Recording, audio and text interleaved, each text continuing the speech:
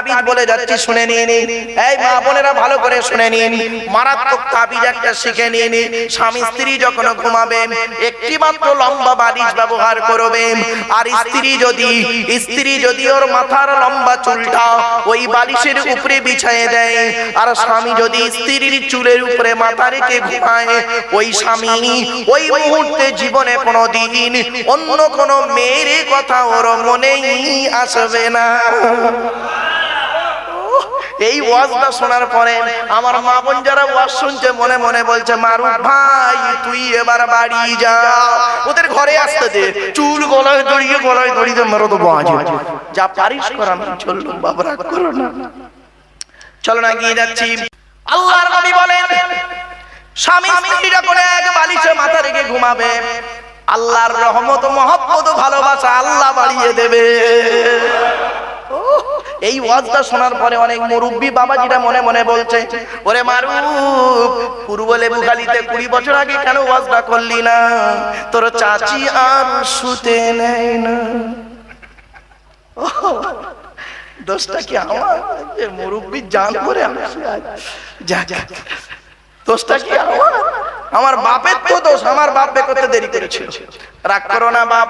এই দেখবেন মেয়েদের একটা অভ্যাস হলো, জানেন, স্বামীকে খালি তাবিজ করে, ঠিক না বেটি? মেয়েদের একটা অভ্যাস হলো স্বামীর প্রতি সন্দেহ করা, আর ওই স্বামীকে সন্দেহ করতে গিয়ে মলি সাহেবের কাছে খালি তাবিজ করতে ছোটে। আপনি আপনার মেয়েকে বিয়ে দিয়েছেন, শোনেন, বাড়ি থেকে ভাববেন, আপনি আপনার মেয়েকে বিয়ে দিয়েছেন, কি বলে পাঠিয়েছেন আর কি দিয়েছেন?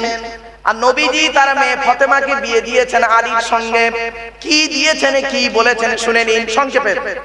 আপনি আপনার মেয়েকে বিবাহ দিয়েছেন, খাট, গদি, ড্রেসিং টেবিল, আলমারি দিয়েছেন, ঠিক না বেটি?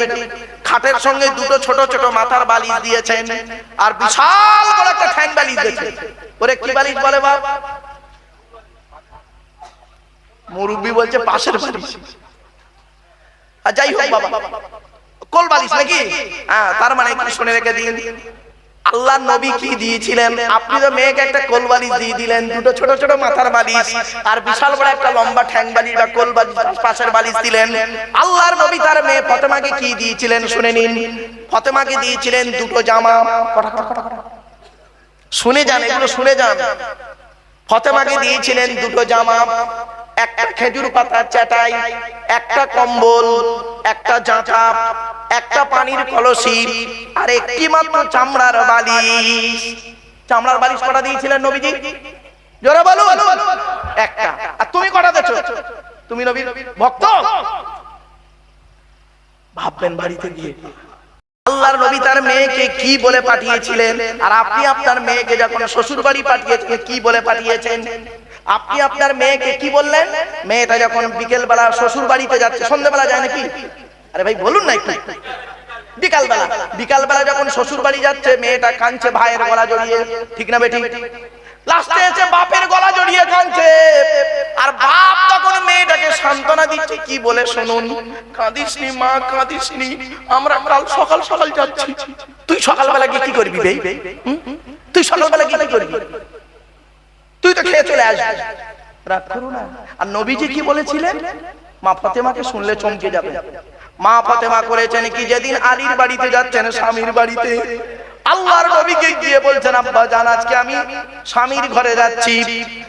আল্লাহর নবী বললেন, ফাতেমা, আজ আমি তোমাকে একটা কথাই বলবো, আলীকে দ্বিতীয়বার ডাকতে যেন না হয়, অর্থাৎ এক ডাকে সাড়া দেবে।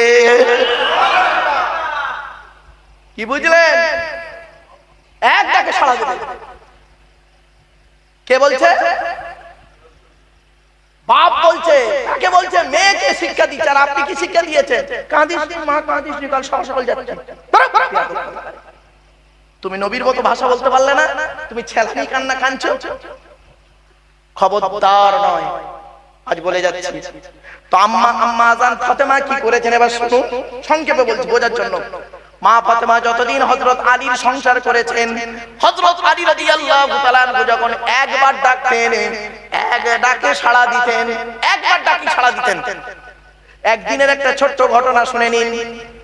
মা ফাতেমা করেছেন কি, হযরত আলী রাদিয়াল্লাহু তাআলা আনহু রাসূলুল্লাহর দরবার থেকে যখন বাড়ি ফিরছেন, অনেক রাত হয়ে গেছে, হাসান হোসাইনকে খাইয়ে মা ফাতেমা করেছেন কি, দরজাখানা দিয়ে হাসান হোসাইনকে খাইয়ে দরজাখানা দিয়ে দাঁড়িয়ে দাঁড়িয়ে আল্লাহ আল্লাহর জিকির করছেন।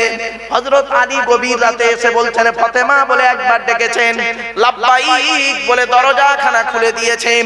হযরত আলী রাদিয়াল্লাহু তাআলা আনহু বললেন, ফাতেমা তুমি নবীর কন্যা, তোমার সম্মান অনেক বেশি, তবে আমার মনে হয় আমার জন্য তোমার রাত জাগতে হবে না। আমি রাসূলের দরবার থেকে আসি, অনেক রাত হয়ে যায়, তুমি হাসান হোসাইনকে খাইয়ে ঘুম পাড়িয়ে দেবে, তুমিও খেয়ে ঘুমিয়ে পড়বে, আমি এসে খাওয়া দাওয়া করে শুয়ে পড়ব। হযরত মা ফাতেমা রাদিয়াল্লাহু তাআলা আনহা কি বলেছিলেন শুনে নিন, এটা হলো আমার মায়ের স্বভাব, বাপের অর্ডার। কি বলল? মায়ের, জোরে বলুন, মায়ের স্বভাব, বাপের অর্ডার। তখন হযরত আলী রাদিয়াল্লাহু তাআলা আনহু চমকে গেলেন, ফাতেমা মায়ের স্বভাবটা কি একটু বলো। বলে আমরা হলাম 7 ভাই বোন, 3 ভাইকে আল্লাহ বাল্যকালে ডেকে নিয়েছেন, আমরা হলাম 4 বোন। বড় বোনের নাম জয়নাব, উম্মে কুলসুম, রুকাইয়া, আমি হলাম ছোট মেয়ে ফাতেমা। আমি আমার মা খাদিজাকে দেখেছি, আমার আম্মা জান খাদিজাকে দেখেছি, আমাদের 4 বোনকে খাইয়ে শুইয়ে দিয়ে আমার আম্মা জান খাদিজা করতেন কি, আমার আব্বা জান যতক্ষণ না বাড়ি আসতেন ততক্ষণ পর্যন্ত দরজা দিয়ে দাঁড়িয়ে দাঁড়িয়ে আল্লাহ আল্লাহর জিকির করতেন। আমার আব্বা জান যখন এসে একবার খাদিজা বলে ডাকতেন, লাব্বাইক ইয়া রাসূলুল্লাহ বলে দরজাখানা খুলে দিতেন। এই অভ্যাসটা আমি মায়ের থেকে শিখেছি। আর এই পাড়ার মেয়েদের, এরা মা হয়েছে, এদের মা বলতে ঘৃণা করে, মা বলতে ঘৃণা করে। পেটে ধরলে মা হওয়া যায় না, জন্ম দিলে বাপ হওয়া যায় না, বাপ মা হতে গেলে অনেক দায়িত্ব আছে, এই কোরআনে লেখা আছে আর নবীর হাদিসেও আছে। আমি এই জন্য বলি, অনুরোধ করে বলে যাচ্ছি, বাপ কি জিনিস, মা কি জিনিস, আর বাম্মার দায়িত্ব কি কল্পনা করতে পারবেন না। জন্ম দিলে বাপ হওয়া যায় না, পেটে ধরলে মা হওয়া যায় না, বাপ। অনুরোধ করে বলে যাচ্ছি। হযরত অসুবিধা হচ্ছে আপনাদের? আর একটা হবে না বন্ধ করতে শোনা। মা ফাতেমা বলার পরে হযরত আলী বলছেন, আচ্ছা ফাতেমা এটা নাই বুঝলাম মায়ের স্বভাব তুমি নিয়েছো, তাহলে বাপের অর্ডারটা কি বলো। বলে যেদিন আমি আপনার বাড়িতে আসছিলাম, সেই দিন আমার আব্বা জান বলছে, ফাতেমা রে, আপনার নাম ধরে বলছে আলীকে দ্বিতীয়বার ডাকতে যেন না হয়, অর্থাৎ এক ডাকে সাড়া দেবে। তাই আমি মরণ পর্যন্ত বাপের অর্ডারকে মানতে গিয়ে যতই কষ্ট হোক আপনার এক ডাকে সাড়া দিয়ে যাই। আর আপনি কেমন বাপ? মেয়েকে কি শিখিয়েছেন? বাপ হয়েছেন, বাপ বলতে ঘৃণা লাগে আপনাকে। মেয়ে ফোন করেছে, নতুন নতুন বিয়ে হয়েছে, মেয়ে ফোন করে বলেছে, ফোন করেছে, একটু কেঁদেছে, সঙ্গে সঙ্গে চলে গেল কি মোটর সাইকেল নিয়ে মেয়ের বাড়ি।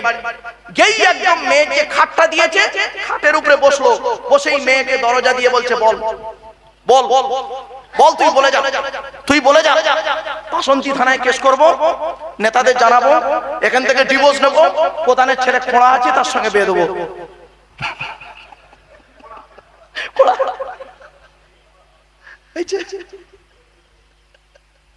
রাগ করবেন না, এমনি বললাম না, এইটা হচ্ছে আপনার নেচার, এজন্য খবরদার নয়, এটা করবেন না। ওই মেয়েকে বৌমা করুন যে মেয়ের মধ্যে 6টা গুণ পাবেন।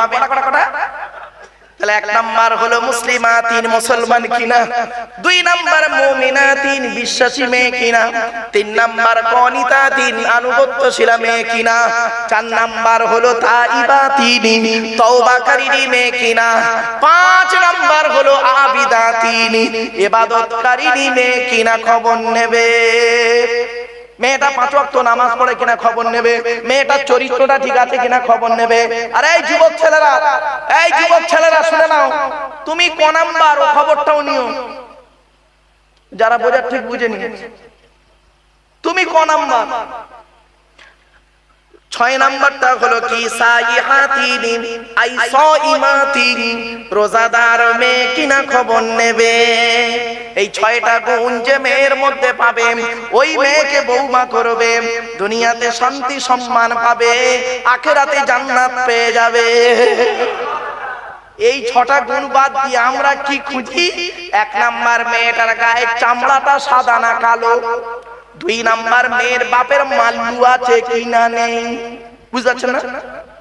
খবরদার, আল্লাহর নবী বলেছেন কোন পুরুষ যদি কোন নারীকে অর্থের লোভে বিবাহ করে, আল্লাহ পাক তার অর্থটা নি করে দেবে, ও টাকা বেশি দিন থাকে না। নবী বলেছেন কোন পুরুষ যদি কোন নারীকে রূপের লোভে বিবাহ করে, আল্লাহ পাক তার রূপটাও বেশি দিন রাখবে না। বাবা, রূপ বেশি দিন থাকে না, ঠিক না বেঠিক? এই বাসন্তী থানার সবথেকে সুন্দরী নারীকে বিবাহ করলেন, 4টে বাচ্চা হয়ে যাওয়ার পরে দেখবেন গালটা তুবড়ে সোনাখালি থেকে বাসন্তী চলে গেছে। রূপ কোথায় গেল? বুদ্ধিমান পুরুষ হলো সেই যে নাকি আল্লাহকে খুশি করার জন্য, নবীর সুন্নতকে আদায় করার জন্য নিঃস্বার্থভাবে একটা মেয়েকে বিবাহ করবে, সুখের দিনে সুখটা ভোগ করবে, দুঃখের দিনে দুঃখটা সহ্য করে আল্লাহর ইবাদত করে পৃথিবীর জমিন থেকে চলে যাবে। ওটাই হবে ওদের জন্য জান্নাত। আমার বাপেরা বাড়িতে গিয়ে ভাববেন আমার এই কথাগুলো সাময়িক শুনতে খারাপ লাগছে, কিন্তু বাবা অতি বাস্তব কথা বলছি। বাবা চলে, এবার আসছি পুরুষদের সম্পর্কে। আপনাদের কি বলবো? সন্তানদেরকে সুশিক্ষা দান করুন, সন্তানদেরকে সুশিক্ষা দান করুন। একবার উচ্চ আওয়াজে দরুদ শরীফ আল্লাহুম্মা। দেখতে দেখতে অনেকক্ষণ বলে ফেললাম বাবা, ভাষাগত দিক থেকে ত্রুটি হলে ক্ষমা করবেন। পরবর্তী বক্তাকে নিয়ে আসেন, আর 2-5 মিনিট আমি আপনাদের কাছে আলোচনা রাখবো। আপনার 12টা বেশি আর যাবো না বাবা, আপনাদের পরবর্তী বক্তাকে নিয়ে আসেন। আপনাদের অনুরোধ করে কথাগুলো বলছি, আপনারা বাড়িতে গিয়ে ভাববেন, বাড়িতে গিয়ে কথাগুলো একটু মূল্যায়ন করবেন। অনেক কথা আপনাদের সঙ্গে শেয়ার করলাম, অনেক কথা বললাম বাবা, বাড়ি থেকে একটু মূল্যায়ন করবেন যে লোকটা কি জন্য কথাগুলো বললেন, কি কারণে বললেন, কি কারণে বললেন। বাপেরা, কোরআন হাদিস ইজমা কিয়াস মোতাবেক যদি আপনি চলতে পারেন, তাহলে আপনার ইহকাল শান্তি, পরকালে জান্নাত। তাই আপনাদেরকে বলে যাচ্ছি, আল্লাহর পরিচয় হলো 4টে, নবীদের পরিচয় হলো 3টে, আর আমাদের পরিচয় হলো মাত্র 2টো। কি কি? আল্লাহ বলছেন ওমাই ইউমিন বিল্লাহি ওয়া ইয়ামাল সলিহাত। আল্লাহ পাক কোরআনে বললেন যে ব্যক্তি 100% ঈমান আনবে, ওয়া ইয়ামাল সলিহাত, ভালো ভালো কাজগুলো করবে। তো আমার বাপেরা, আল্লাহকে 100% বিশ্বাস করুন। চলার জীবনে সবকিছুই আপনার হবে আল্লাহর উপরে নির্ভর। আল্লাহ বললেন ইজা আযামতা ফাতাওয়াক্কাল আলাল্লাহ, বান্দা তুই যখন কোনো কাজ করতে যাবি, পৃথিবীর কোনো ব্যক্তি বস্তুর উপরে ভরসা করে কাজে নামবি না, একমাত্র আল্লাহর উপরে ভরসা করে কাজে নামবি। আর যে ব্যক্তি আল্লাহর উপরে ভরসা করে কাজে নামে, আমি আল্লাহ তাদের অত্যন্ত ভালোবাসি। জোরে বলুন সুবহানাল্লাহ। আল্লাহ বললেন কুল ইন্না সালাতি ওয়া নুসুকি। আল্লাহ বললেন নবী তুমি বলো কুল ইন্না সালাতি, নবী বলে দাও ইন্না সালাতি, নিশ্চয়ই আমার নামাজ, ওয়া নুসুকি আমার কুরবানি, ওয়া মাহইয়ায়া আমার হায়াত, ওয়া মামাতি আমার মৃত্যু, পৃথিবীর কোনো ব্যক্তি বস্তুর জন্য নয়, একমাত্র আল্লাহ তোমার জন্য উৎসর্গ। এই জন্য বাপেদের বলি, জীবনের সব কিছুকে উজাড় করবেন একমাত্র আল্লাহর কাছে, আল্লাহর কাছে। আপনার যা বলার আপনি আল্লাহকে বলুন, আল্লাহকে বলুন। সাজদায় গিয়ে সালাতুল হাজাতের নামাজ পড়েন। সালাতুল হাজাত অনেকে তো নামই শোনেননি মনে হয়, খালি ফজর, জোহর, আসর, মাগরিব এসা পড়েছেন। সালাতুল হাজাত বাপেরা, সালাতুল হাজাতের নামাজ পড়বেন। সালাতুল হাজাত যা প্রয়োজন, দ্বিতীয় রাকাতে দ্বিতীয় সাজদায় গিয়ে আপনি সুবহান রাব্বিয়াল আলা 3 বার বলার পর তারপরে আপনি আপনার মনের কথাগুলো আল্লাহকে বলবেন। মনে রাখবেন, আল্লাহ আপনার মনের আশা আকাঙ্ক্ষা পূরণ করবে। তাই আপনাদের বলি, আল্লাহর কোরআন, নবীর হাদিস, ইজমা কিয়াস মোতাবেক চলাফেরা করুন। মনে রাখবেন, আল্লাহর ওলিদেরকে ভক্তি, শ্রদ্ধা, সম্মান করবেন। কোনদিন আল্লাহর ওলিদেরকে আসহাবে কেরামদের সাথে কোনোদিন খারাপ আচরণ করবেন না, আল্লাহর হাক্কানি আলেমদের সঙ্গে কোনোদিন খারাপ আচরণ করবেন না। এই অনুরোধ আমি আপনাদের কাছে করে যাচ্ছি বাবা।